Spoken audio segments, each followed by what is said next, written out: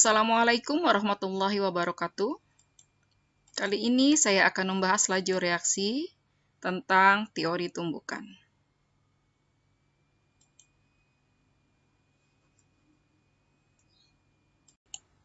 Ya, teori tumbukan. Teori tumbukan menyatakan bahwa partikel-partikel reaktan harus saling bertumbukan untuk terjadinya suatu reaksi.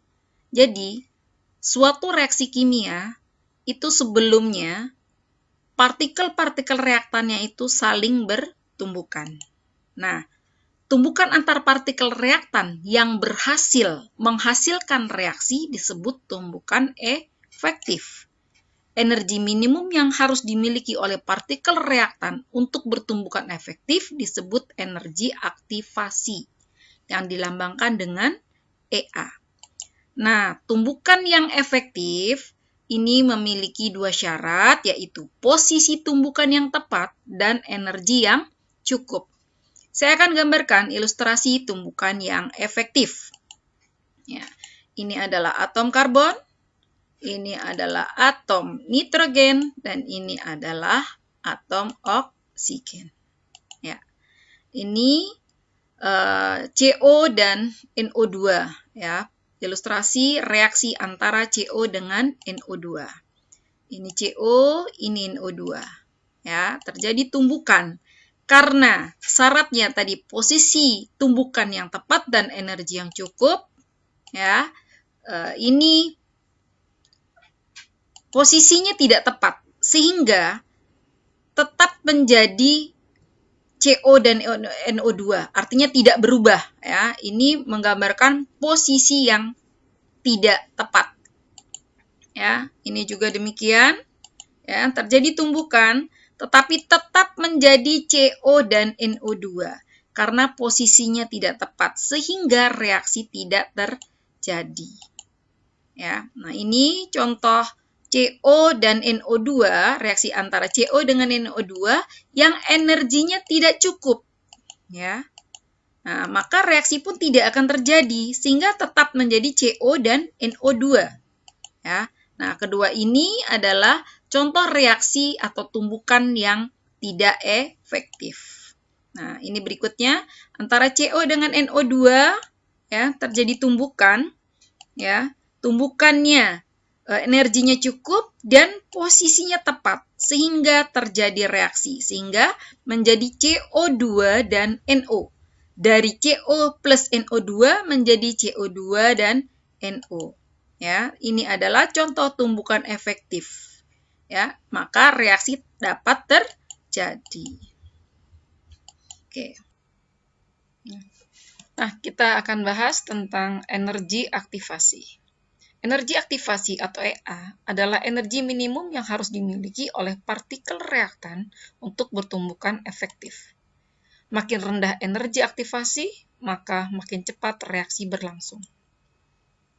Ya, di sini ada reaksi antara CO dan NO2.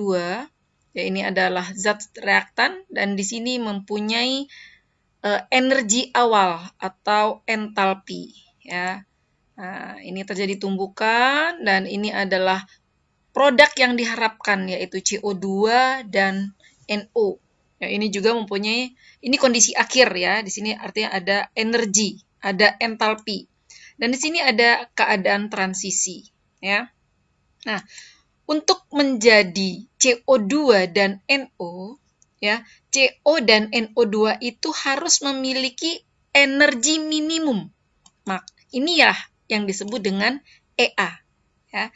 Jadi energi yang harus dilewati minimal oleh CO dan NO2 adalah sebesar EA ini. Gitu ya. Nah, karena tadi dikatakan produk ya, hasil akhir yaitu CO2 dan NO itu mempunyai energi akhir atau entalpi, dan ini juga mempunyai energi awal ya, maka di sini ada delta H-nya ya. Maka dari pembelajaran sebelumnya, dalam pembelajaran bab termokimia, delta H dapat dicari dengan cara H akhir dikurang H awal ya. H akhir ini kondisi H akhirnya ya. ini H awal, kita lihat kalau di sini 0, H akhirnya itu lebih besar ya. Ini H awalnya lebih kecil.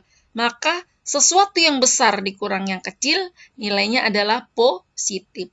Kalau delta H positif berarti dia adalah reaksi endoterm ya.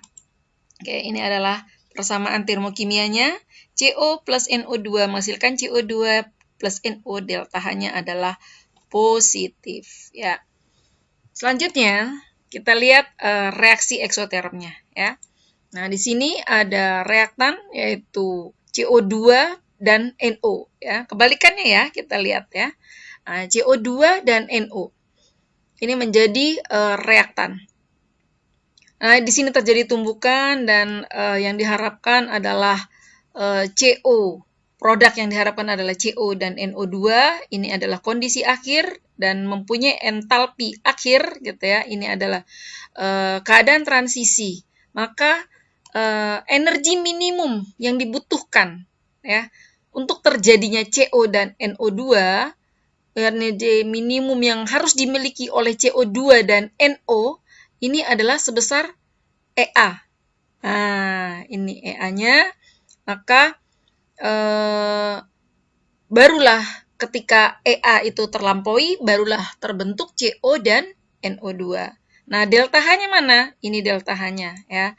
Delta H-nya adalah H akhir dikurang H awal. Kalau ini 0 berarti H akhirnya lebih kecil dibandingkan dengan H awal, maka nilai delta H-nya adalah negatif. Kecil dikurang besar berarti negatif. Dan itu adalah reaksi eksoterm. Ya, ini persamaan termokimianya. Delta H-nya negatif.